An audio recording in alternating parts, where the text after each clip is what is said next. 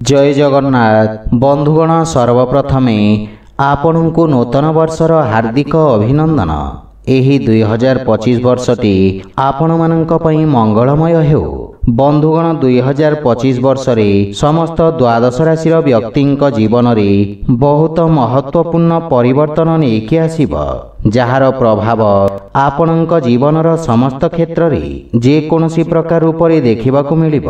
बंधुगण ज्योतिषीय पद्धति एवं आपणक चंद्र राशि को गणना करी एही वार्षिक राशिफल आधारित एही राशिफल माध्यम रे आपण निज पारिवारिक जीवन, वैवाहिक जीवन, प्रेम जीवन, शिक्षा, व्यवसाय, क्यारियर एवं आर्थिक स्थिति तथा संपत्ति संबंधित समस्त प्रकार सूचना प्राप्त करिपारिबे। एही 2025 वर्ष रे समस्त राशिर व्यक्तिंक जीवन रे नाना प्रकारर परिवर्तन देखिबाकू मिलिब, किंतु किछि परिवर्तन शुभ फल प्रदान करिब एवं किछि परिवर्तन अशुभ फल प्रदान करिब।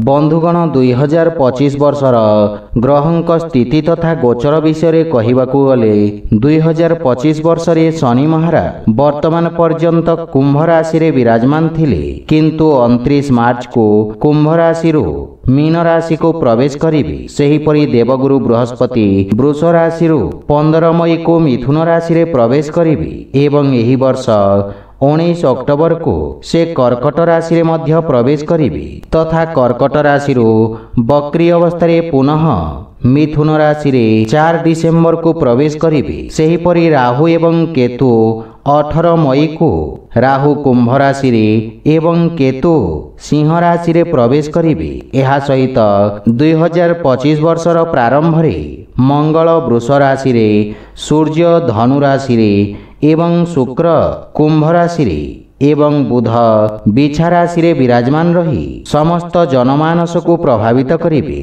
तो आसंतु जानिबा 2025 वर्षटी वृष राशिर व्यक्ति मानक उपरे केउ केउ प्रकार प्रभाव पकाइब से विषय सेथिपाई वीडियो को शेष पर्यंत देखंतु और जो माने आम चैनल को नुआ करी आछंती तले थिवा लाल रंगर सब्सक्राइब बटन को दबाई आम चैनल को सब्सक्राइब करंतु और पाखरी थिवा घंटी बटन को दबाई ऑल रे सिलेक्ट करंतु, काहेकि ना आमे अपलोड करिथिवा प्रत्येक वीडियो रो नोटिफिकेशन आपण सर्वप्रथमे पाई परिबे। बंधुगण वृष राशिर व्यक्तिंक पई 2025 वर्षटी उत्तम अनुकूल परिणाम नेकी आसीब।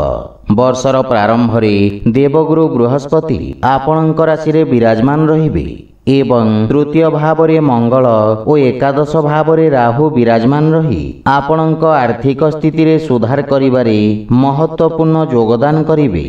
एहा परे मार्च शेष भाग रे शनि एकादश भाव को गोचर करिबे एवं मई मास रे देवगुरु बृहस्पति मध्य द्वितीय भाव को गोचर करिबे, जहा फल रे आर्थिक क्षेत्र रे पूर्वरु देखा दउथवा समस्या दूर हेबाकू लागिब तथा यही अवधि रे आपणको उत्तम आर्थिक सफलता प्राप्ति हेब एवं आपणक समस्त कार्य पूर्ण हेबाकू लागिब।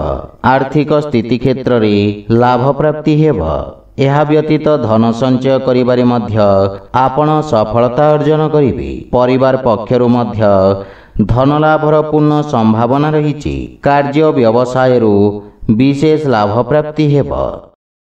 बंधुगण क्यारियर दृष्टि 2025 वर्षर प्रारंभ रे शनिदेव आपणक दशम भाव रे विराजमान रहिबे एवं आपणक राशि रे देवगुरु बृहस्पति विराजित रहिबे, जहा फल रे आपणक निर्णय नेबार क्षमता वृद्धि पाइब एवं आपण निज कार्य क्षेत्र रे मजबूती सहित आगको बढ़िबारे सफलता प्राप्त करिबे। व्यवसाय क्षेत्र रे मध्य उत्तम उन्नति मिलिब एवं चाकरी क्षेत्र रे मध्य आपणक वर्चस्व वृद्धि पाइब। एहा परे शनि मार्च शेष भाग रे आपणक एकादश भाव को गोचर करिबे, जहा फल रे वरिष्ठ अधिकारींक सहित आपणक निकटता वृद्धि पाइब।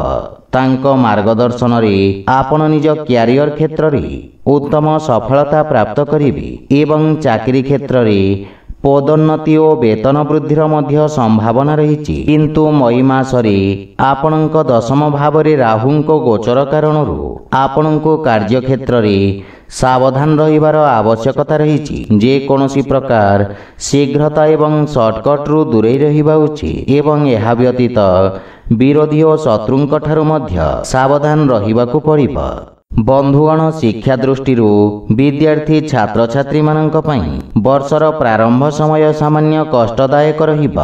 କାହିଁକି ନା କେତୁ ଆପଣଙ୍କ ପଞ୍ଚମ ଭାବରେ ବିରାଜମାନ ରହିବେ। କିନ୍ତୁ ଦେବଗୁରୁ ବୃହସ୍ପତି ମଧ୍ୟ ଲଗ୍ନ ଭାବରେ ବିରାଜିତ ରହି ଆପଣଙ୍କୁ ଉତ୍ତମ ଗୁରୁଙ୍କ ମାର୍ଗଦର୍ଶନ ପ୍ରଦାନ କରିବେ। ଗୁରୁଙ୍କ ସାନ୍ନିଧ୍ୟ ଓ ମାର୍ଗଦର୍ଶନରେ ଆପଣ ଶିକ୍ଷା ଜାରି ରଖିବେ। ଅବଶ୍ୟ ବର୍ଷର ଦ୍ୱିତୀୟାର୍ଦ୍ଧରେ କେତୁଙ୍କ ଚତୁର୍ଥ ଭାବକୁ ଗୋଚର ପରେ ସ୍ଥିତିରେ ସୁଧାର ଆସିବ ଏବଂ ବିଦ୍ୟାର୍ଥୀମାନେ ଶିକ୍ଷା କ୍ଷେତ୍ରରେ ଅଧିକ ଧ୍ୟାନ କେନ୍ଦ୍ରିତ କରିବାରେ ସଫଳ ହେବେ। ଶନିଦେବଙ୍କ ପଞ୍ଚମ ଭାବରେ ଦୃଷ୍ଟି କାରଣରୁ ମଝିରେ ମଝିରେ ଶିକ୍ଷା କ୍ଷେତ୍ରରେ କିଛି ଅବରୋଧର ସାମ୍ନା କରିବାକୁ ପଡ଼ିବ। କିନ୍ତୁ ନିଜ ପରିଶ୍ରମ ବଳରେ ଆପଣ ଶିକ୍ଷା କ୍ଷେତ୍ରରେ ସଫଳତା ଅର୍ଜନ କରିବେ। ଉଚ୍ଚଶିକ୍ଷା ପ୍ରାପ୍ତିର ସ୍ୱପ୍ନ ପୂରଣ ହେବ ତଥା ପ୍ରତିଯୋଗୀ ପରୀକ୍ଷା ପାଇଁ ବିଦ୍ୟାର୍ଥୀ ଛାତ୍ରଛାତ୍ରୀମାନଙ୍କ ପାଇଁ ବର୍ଷଟି ସଫଳତାଦାୟକ ସିଦ୍ଧ ହେବ। ବନ୍ଧୁଗଣ, ପାରିବାରିକ ଜୀବନ ଦୃଷ୍ଟିରୁ 2025 ବର୍ଷଟି ବୃଷ ରାଶିର ବ୍ୟକ୍ତିମାନଙ୍କ ପାଇଁ ଉତ୍ତମ ଅନୁକୂଳ ରହିବ। କିନ୍ତୁ ବର୍ଷର ପ୍ରାରମ୍ଭ ସମୟ ସାମାନ୍ୟ କଷ୍ଟଦାୟକ ସିଦ୍ଧ ହେବ। ଚତୁର୍ଥ ଭାବର ସ୍ୱାମୀ ସୂର୍ଯ୍ୟ ଅଷ୍ଟମ ଭାବରେ ରହିବେ, ଯାହାଫଳରେ ମାତାପିତାଙ୍କ ସ୍ୱାସ୍ଥ୍ୟ ସମ୍ବନ୍ଧିତ ସମସ୍ୟା ଆପଣଙ୍କୁ ଚିନ୍ତିତ କରିବ। ଏହା ବ୍ୟତୀତ ମଙ୍ଗଳ ମଧ୍ୟ ଚତୁର୍ଥ ଭାବକୁ ଗୋଚର କରି ପାରିବାରିକ ସମସ୍ୟାରେ ବୃଦ୍ଧି କରିବେ। କିନ୍ତୁ ବର୍ଷର ଦ୍ୱିତୀୟାର୍ଦ୍ଧ ସମୟ ପାରିବାରିକ ଜୀବନ ପାଇଁ ଉତ୍ତମ ଅନୁକୂଳ ରହିବ। ମଇ ମାସରେ କେତୁଙ୍କ ଚତୁର୍ଥ ଭାବକୁ ଗୋଚର କାରଣରୁ ପରିବାର ସଦସ୍ୟଙ୍କ ମଧ୍ୟରେ ସାମଞ୍ଜସ୍ୟ ବଜାୟ ରଖିବା କଷ୍ଟକର ହେବ, ଯାହାଫଳରେ ପାରିବାରିକ ଜୀବନରେ କିଛି ଅସନ୍ତୁଳନ ଆସିପାରେ ତଥା ପାରିବାରିକ ଅଶାନ୍ତି ଦୂର କରିବା ପାଇଁ ଆପଣଙ୍କୁ ପ୍ରୟାସ କରିବାର ଆବଶ୍ୟକତା ରହିଛି। ଭାଇ ଭଉଣୀଙ୍କ ସହିତ ଉତ୍ତମ ସମ୍ପର୍କ ସ୍ଥାପିତ ହେବ ଏବଂ ତାଙ୍କ ସହଯୋଗରୁ ଆପଣ ପାରିବାରିକ ଜୀବନରେ ସୁଧାର କରିବାରେ ସକ୍ଷମ ହେବେ। ଏହା ବ୍ୟତୀତ ପରିବାରରେ କୌଣସି ନୂଆ ସଦସ୍ୟଙ୍କ ଆଗମନର ସମ୍ଭାବନା ରହିଛି। ବନ୍ଧୁଗଣ, ବୈବାହିକ ଜୀବନ ଦୃଷ୍ଟିରୁ 2025 ବର୍ଷର ପ୍ରାରମ୍ଭ ସମୟ ଉତ୍ତମ ଅନୁକୂଳ ରହିବ।